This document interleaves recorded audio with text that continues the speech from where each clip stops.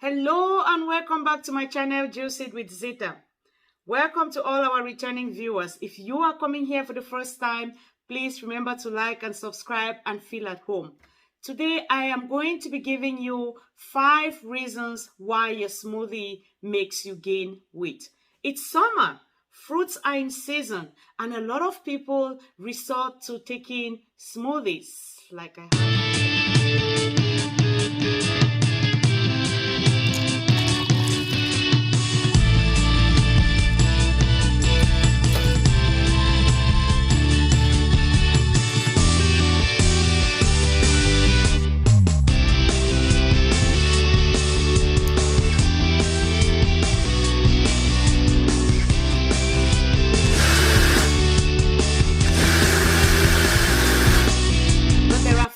Mistakes that make your smoothie help you gain weight instead of lose weight. If you are using your smoothie as a meal replacement like I am doing, this is going to be my lunch, then watch out for these 5 mistakes that people normally make that instead of your smoothie helping you to lose weight, it's you to gain weight. What are these 5 mistakes? Stay tuned. The first mistake is using fruit juices as your base. I know that when I talk about fruit juices, it becomes a little bit controversial. But what I'm referring to here are the fruit juices that are store-bought, that have been processed, not your fresh pressed juices that you make at home. When you use these store-bought juices, like the regular apple and orange juices that you get from the store, first of all, they are highly processed. They have a very high sugar content. And when you use them as your base, it spikes up your sugar level. And the job of the insulin hormone is to store fats. It is also known as a storage hormone. So when it spikes up your sugar level and there's this increase in your insulin level, that will make you gain weight instead of lose weight, because instead of accessing the fat stores in your body, it is adding to the fat stores. In place of these juices, you can use unsweetened nut milks. You can use coconut milk, you can use almond milk, use oat milk like the one I used for my smoothie. And the good thing with this is that they have less than 30 calories per cup and also 0 grams of sugar. And if you want to totally avoid processed foods, you want to make your own nut milk, I'm going to make another video to show you how you can make your own nut milk at home. So avoid store-bought fruit juices, use unsweetened nut milk in its place. Mistake number 2, using too much protein. When I used to just do aerobic exercises, I used to add a lot of whey protein into my smoothies. And I was wondering why I was not losing weight. And this is the reason. Protein is necessary for recovery and muscle building. But if you are not doing any exercises that tear down your muscles, that will need that protein to rebuild it, then this protein is going to be stored as fat. Yes, it is going to be stored as fat because your body is going to take up what it needs, and then the rest of it will be stored in your cells as fat. However, when you are doing resistance training, like what I always do on Mondays and Thursdays, I use a lot of weights. When you are doing resistance training, it tears your muscles, and your muscles now need rebuilding. And this is where it can be an advantage to add protein into your smoothies. But if you are not doing vigorous weight training and you are adding protein into your smoothie, it becomes more than your daily required intake, and then your body takes up what it can take up, and then the rest of it is stored as fat. That is why you will gain weight instead of plateau, instead of using weight when you're adding protein to your smoothies. Another disadvantage of adding these protein shakes into your smoothie is that they add up very quickly the total calories that you have in your smoothies. But if you're using your smoothie as a meal replacement, like I am doing, that is not going to be a problem. But if you are using it as a snack, you need to watch out because it quickly adds up to your daily calorie intake. Why? Because something like whey protein has 130 calories per scoop. And when you add like collagen to it, that's another 35 calories. So that makes up already about 165 to 170 calories only in the protein and the collagen.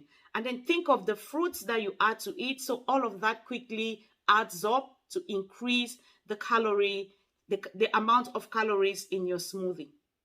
So one thing to note is once your body already has its required quantity or the required amount of protein that it needs, the protein gets converted into glucose in a process called gluconeogenesis, and it's stored in your cells as fat. So watch out for the amount of protein or other additives that you're adding into your smoothie and consider if it is a meal replacement or a snack. Mistake number 3, low fat. We have all been told time and time again that we should avoid eating fat. We have bought into this narrative for a very long time, but recent research is showing that we do need some amount of fat in our system. The good fat is needed in our systems because it helps to insulate and protect our internal organs. Also, fat makes up a very big percentage of our brains. Very good source of essential vitamins body cannot make, and so it helps in the reabsorption of vitamins A, vitamins D, vitamins E, and vitamin K. Include fats like olive oil, avocado, flaxseed, chia seeds, coconut oil into your smoothie. Also watch out for quantities. Mistake number 4, fruits. Isn't that ironic? Yes, we're supposed to have fruits in our smoothies, but we need to watch out for the sugar content in these fruits, especially for someone who is diabetic like me. I usually avoid the tropical fruits because of their very high sugar content. But what I normally have in my smoothies are berries. In this smoothie, for instance, I have blackberry, raspberries, and blueberries. At other times, I add strawberries to it. So I make sure the base of my smoothies are mostly berries. Berries have a very minimal effect on your blood sugar level, as opposed to the tropical fruits or the fruits that are very sweet that will lead to a very sudden spike in your blood sugar level that will recruit more insulin. And once this insulin is deposited in your bloodstream, it takes out, its job, of course, is to take out the excess sugar from your bloodstream and stores them in your cells. And once this happens, there is a sudden drop again in your blood sugar level, and this usually goes below the baseline. And that will make you more hungry or hangry, and then you have that desire to eat something again because you feel really empty inside. But it's the reverse with berries because they do not have the same effect on your blood sugar level. And how does this contribute towards increasing your weight? These tropical foods are very high in sugar content, and when you have them, it summons insulin. Insulin takes them out and stores them in your cells. So your body doesn't get to that place where it can access the fat stores and burn them. It just keeps adding into these fat stores. And so you wonder why you have smoothies, but you are not losing weight. Watch out the fruits that you add to your smoothies, and also watch out the quantities. And finally, mistake number 5, spices. Spices and herbs are considered as superfoods with wonderful medicinal properties.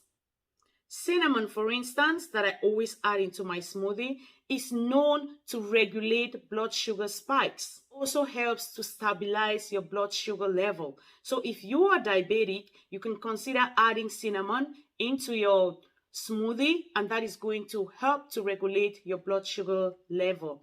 Other spices include turmeric, cayenne pepper, also include herbs like mint, cilantro, parsley, and of course, ginger. When you're making your smoothie, try adding different spices and herbs in order to find the perfect combination for yourself, and just for versatility, just so that your body has different nutrients all the time. So thank you. We've come to the end of this video. Thank you for watching. If you want to add smoothie as part of your regimen during the summer months, please consider these 5 points if you want to get the best out of your smoothies. Thank you for watching. See you in my next video. Be healthy.